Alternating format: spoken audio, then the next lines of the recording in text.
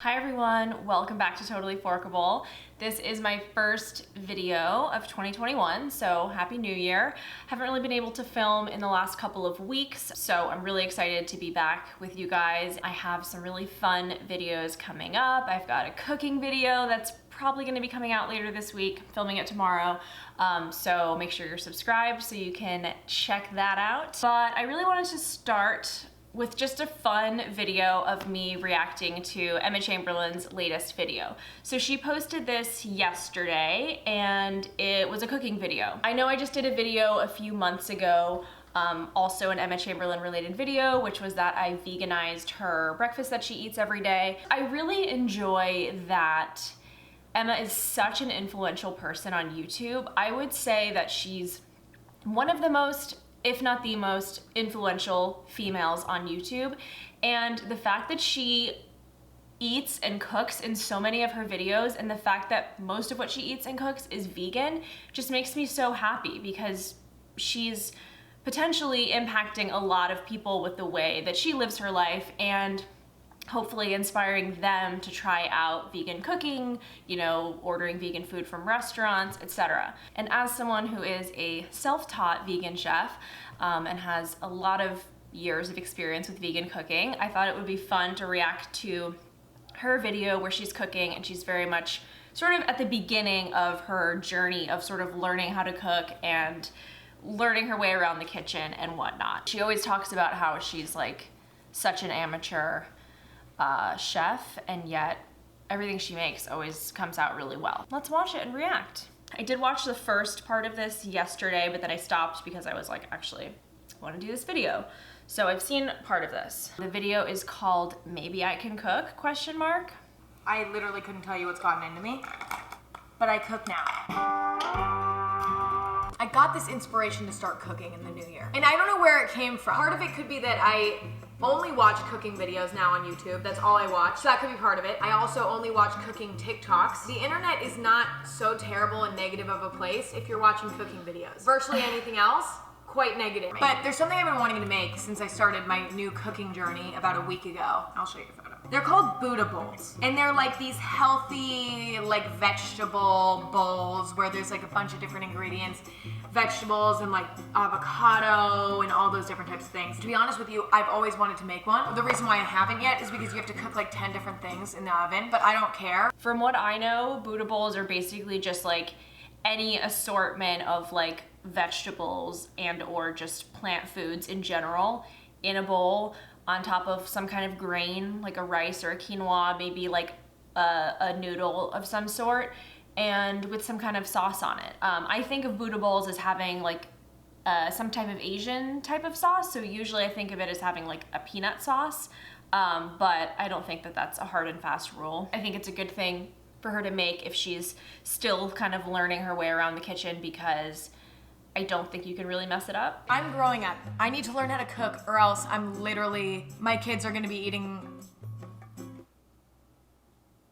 yogurt and like that's it, like literal like yogurt cups. Like my kids are going to eat yogurt cups if I don't fucking figure my shit out. It's so funny that she's like, I need to start learning how to cook because I need to be able to cook for my kids. I'm like over a decade older than Emma. I don't think about that at all. I'm making kale, chickpeas, tofu, and cauliflower and broccoli mixed up together. Okay, so what do we start with? That sounds really good. It's a really good variety of things. Ton of fiber, obviously. Kale, broccoli, 3 different vegetables, tofu, super high in protein, chickpeas, also high in protein, high in fiber, super healthy. First, we set the oven to 400 degrees. Watch me get an air fryer next. Everybody is obsessed with air fryers now. Like that's all anyone cares about anymore. There's mine. Okay, first thing I need to start working on is my tofu. I'm a vegetarian, as we know, and so I can't eat meat. But I actually like tofu, although it gives me terrible gas. Like when I tell you this shit gives me the worst gas, like I can't even like, I literally cannot be social after eating tofu. It's awful. I'm really surprised to hear that. I've never heard anyone say that tofu gives them gas. It's not high in fiber at all. So I wonder what that is. And I'm going to drain all the water, the gross and disgusting water, and I'll be back. Don't worry about me, guys. Tofu water does seem really gross, even though it's literally just water surrounding the tofu. Watch. So for some reason, yeah, that looks disturbing. Tofu has a lot of liquid in it. So what I read online is that you're supposed to press it, whatever that means. Yeah, you can press your tofu to get the excess liquid out. You don't have to. It's good to get as much liquid out as possible so that the tofu can then absorb the flavors you put in it. Tofu could probably win some kind of award for like biggest glow up from like start to finish. This is how I press the tofu, by the way. I take another plate and I put it on top. And I don't even know if it works. I would just recommend that she puts something like heavier on top of that plate because you want to like weigh it down to like squeeze out the water. So I usually put like, if you have any like thick, like big cookbooks or something like that, you can also put like a really heavy pot or something. I have really bad digestion, right? And if I don't eat a lot of fruits and vegetables, I'm just not gonna poop. Fiber, people. She's saying fruits and vegetables help keep her regular because they are high in fiber. So that makes sense. People in this country are in general, I would say, very low fiber diets. So it's sort of like this joke when people are so concerned about like vegans getting enough protein. It's kind of like, well, we're concerned about you getting enough fiber. Laying out my broccoli and my cauliflower. Now notice, I brought it pre-cut because I'm a lazy piece of shit. It needs a little bit more cutting. Nothing wrong with that. Okay, because like pieces like this, who could fit so we're going to cut these into smaller pieces. Okay, I'm the same way. I hate like my channel's called Totally Forkable. Like if you can't eat it with a fork, I don't want it. So yeah, I hate like huge chunks of something like broccoli, especially in a bowl, because I'm like, what, now I need my knife to like cut the broccoli in my Buddha bowl? I always chop things up pretty small. And it gets more, with the roasting process, it really helps like cook it more, like get it more like browned and crispy, which is how I like it. So we're gonna do olive oil. A lot of it. From what I understand, olive oil has a very low smoke temperature, meaning like the temperature at which it starts smoking, which can become like dangerous at that point, possibly carcinogenic. I don't really understand the science behind it, but there are certain oils that are low heat oils, certain oils that are high heat oils. From what I understand, olive oil should only be used in like lower heat cooking. So I would say like under 375. If you're doing anything above, then go with a high heat oil. I usually use like avocado oil, but you could just do some research. There's lots of high heat oils. A lemon. I like her concept of squeezing lemon on the vegetables. I've never done that before. Normally my lazy ass is like lemon juice from the bottle, sign me the fuck up. Not anymore, bitch. I'm different. I have a lot of Excuse me, where's my pink Himalayan salt? What the fuck? Pink Himalayan salt, Diva. That's a lot of garlic powder, but I want She put a lot of garlic on there. Woo. Cooking is all about instinct. It's like, okay, this looks kind of dry. We're gonna add a little bit more olive oil. You know what I'm saying? Like, just follow your instincts here. I totally agree with that. I think that's such a good thing to teach people. That's, I think, one of the biggest things to learn about cooking is you hone your culinary instincts, and that's what she's doing, and she's doing a great job of it. Is it weird to like try one of the pieces raw? I don't know how tofu gives her gas, but eating a piece of raw broccoli wouldn't give her gas. I find it so funny that so many people think that beans are gross. I don't understand why anybody would dislike beans. They're so good. And they don't even make me fart. Like literally everything else makes me fart. That's surprising because beans are high in fiber. Depending on how long they're soaked for, how well they're cooked, they can make you really gassy. But I agree. I mean, I think beans are amazing. I get that it's just some people just don't like the taste, but there's so many different kinds of beans. So odds are that if you really don't like one kind, like you'll probably like another kind. So we're just gonna pat dry our chickpeas here. I'm sure she knows this if she's been watching a lot of cooking like TikToks and whatnot, but the water from a can of chickpeas is called aquafaba. I'm sure a lot of people watching probably know this too, but you can actually save that water and you can use it sort of as like an egg white type of thing. When you whisk it, it gets like fluffy. Like meringue, so there's a lot that you can do with aquafaba. It's really cool. Can you believe I like memorized these recipes too? Like I read the recipe once, I haven't even gone back to the paper. We're moving this to the side. See? Oh wait. Can you believe I like memorized these recipes too? Like, okay. I read the recipe once, I haven't even gone back to the paper. Oh wow. Put olive oil on it, then dip it in seasoning, and then put it back on the, you'll see. First we're using nutritional yeast. It's like, that's a good idea. almost like cheesy in a way. but it's like not cheesy, but it like kind of gives off cheesy vibes. It's good that she's introducing her audience to nutritional yeast because I think it can really help with the transition, you know, to vegan. Watch, I'm gonna rub olive oil all over it, rub it all, Then you're gonna pack it. I sometimes use those like silicone brushes to brush it, but hey, rub it, whatever. In the seasoning, right? Pack the seasoning. This is really weird. This is basically, well, a little different, but this is very similar to what I did in my recreating Emma Chamberlain's breakfast video.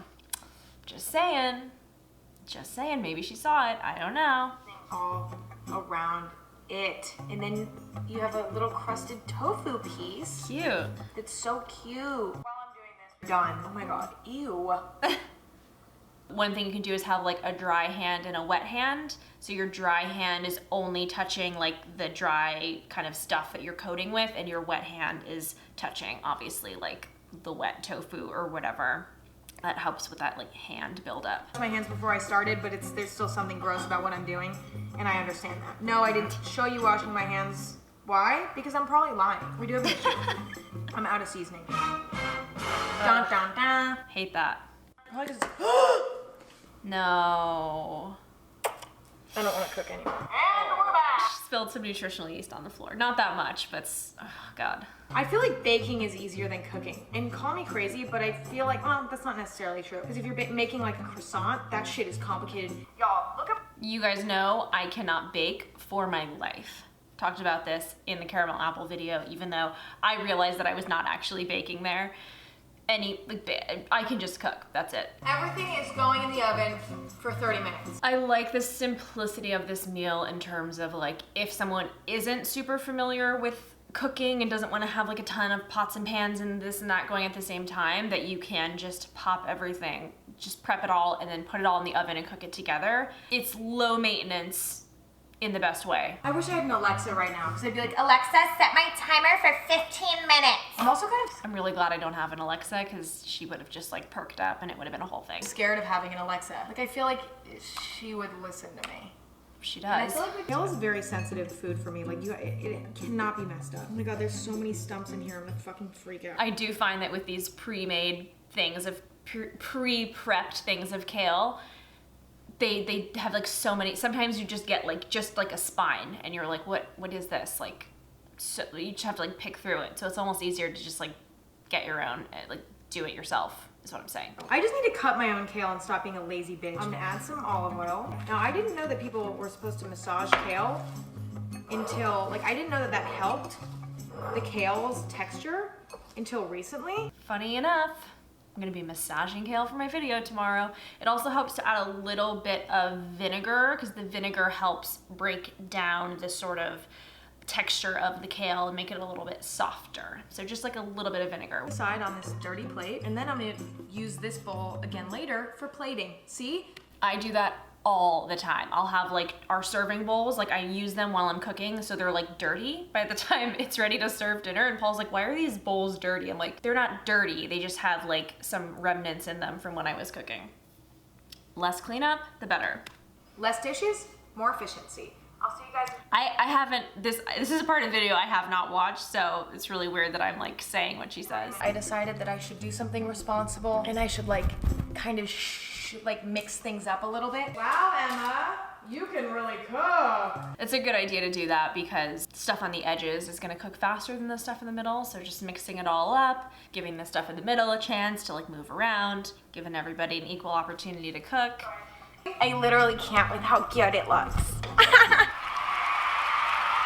I know I said this already, but it's just amazing that she's showing people not only one kind of plant protein, but like 2 different kinds of plant proteins that you can have. Her vegetables look good. The broccoli looks good to me. For me, I can't eat cauliflower if it's white. It has to be like brown, like caramelized, crispy. Like that's the only way I like cauliflower.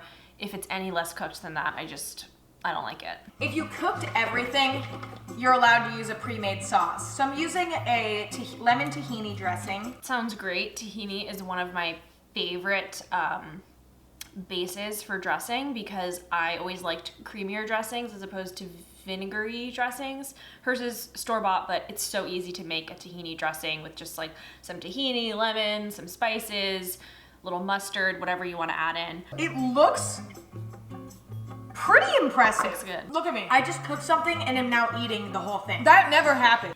This looks really good and healthy and filling. That bowl is so like loaded up that I actually think I would be like full after eating that, because you have the chickpeas and the tofu and all the veggies. If you wanted a little more, I'd add in some grains, but this also looks pretty satisfying on its own. Comment down below what you want me to cook next for you guys. I can't promise that I'll come up with a recipe, but I can promise that I'll find a good one online for all of us to recreate, and I'll make little tweaks to it so that it's easier, because I don't like doing anything that's complicated. That could be a whole channel in and of itself, like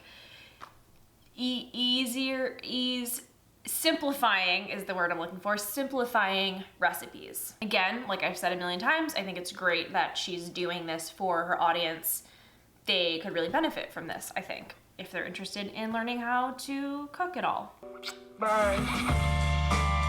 She did a really great job. She like used the things she's learned, and then she also used her instincts, and all my other reactions I pretty much said throughout the video. So yeah, that's it. I think Emma did a great job. I am so happy, like I said a few times now, that she's featuring vegan food on her channel, and especially vegan cooking, because I think so much of what keeps people away from trying a vegan or plant-based diet is that they just are like, oh, the cooking would be way too much work. So maybe if they see this and they're like, oh, it's actually not that much more work than what I usually eat, then maybe they will try it as well. Thanks for watching. I had a lot of fun reacting to this video. Thank you, Emma, for inspiring it. I don't know if I'll be continuing to react to Emma Chamberlain's videos, but if she keeps doing this like awesome vegan content, then I might just have to. Make sure you're subscribed if you're not already. Give this video a thumbs up if you liked it. Hit the notification bell, all of those good things. And I'll see you again really soon. Bye.